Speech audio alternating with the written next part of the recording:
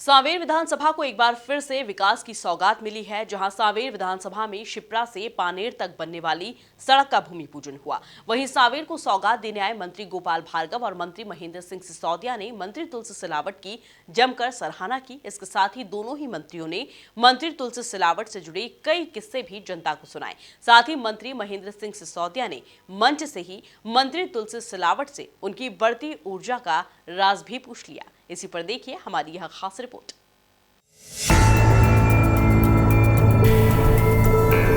लेकिन तुलसी भाई की जो ऊर्जा उस समय थी 40 साल पहले, उससे दुगनी ऊर्जा मैं अभी देख रहा हूं। वास्तव में यार बता दो, वास्तव में वो रहस्य क्या है, वो दवा क्या है, वो बूटी क्या है, कुछ समझ में। जाते जाते जब मैं जाऊं तो कान में ही बता देना मुझे।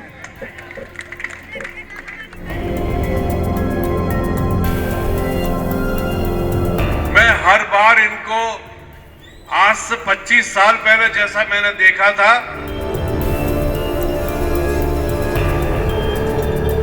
इनकी ऊर्जा दिन पे दिन बढ़ती जा रही है। पता नहीं क्या खा रहे हैं आजकल।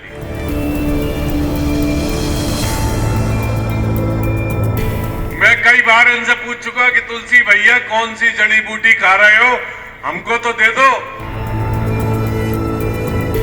दोनों भी ऊर्जावान हो जाएंगे, मगर वो मंत्र बताने के लिए तैयार नहीं है।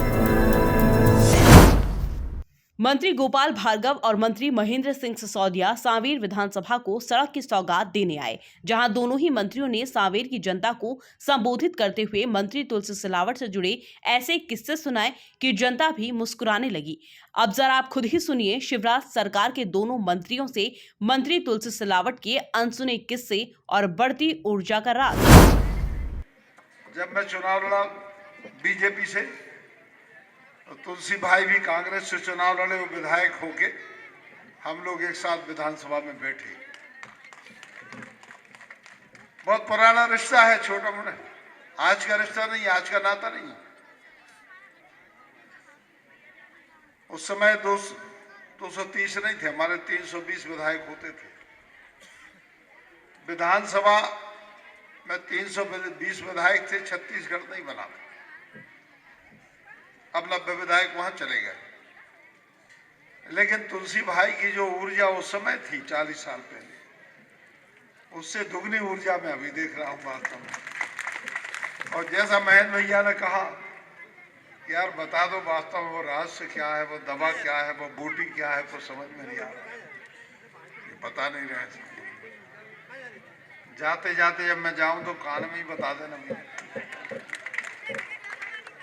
मैं देखता हूं कि जो सड़क का आज भूमि पूजन हो रहा है, अन्य कार्यक्रम हो रहे हैं, इसके लिए मैं बहुत स्पष्ट कर, तुलसी भैया ने कम से कम 8-10 बार मुझसे कहा होगा। समय टलता रहा। अंत में तिथि, क्योंकि कल रात को मैं मुख्यमंत्री जी के साथ में जबलपुर में था, और रात को 12-1 बजे उनके साथ में जब मैं जबलपुर से लौटा, तो मुझे लगा फिर सुबह जो आपको सभी को जानकारी दी गई कि मेरे जो मदर इन लॉ है उनकी डेथ हो गई। लेकिन मुझे लगा कि यदि कोई भी कारण हो, छोटा हो या बड़ा हो, यदि आज निरस्त करूंगा तो मेरी प्रामाणिकता और विश्वसनीयता खत्म हो जाएगी। और इस कारण से तमाम बातों को परे रखते हुए मैंने काम किया। लगन हो, क्षेत्र के प्रति निष्ठा हो, तो मैं मान के चलता हूं कि तुलसी भाई जैसा आदमी, क्या 54,000 वोट की बात है बाबू, इतनी चतुराई होनी चाहिए जितनी तुलसी भैया में।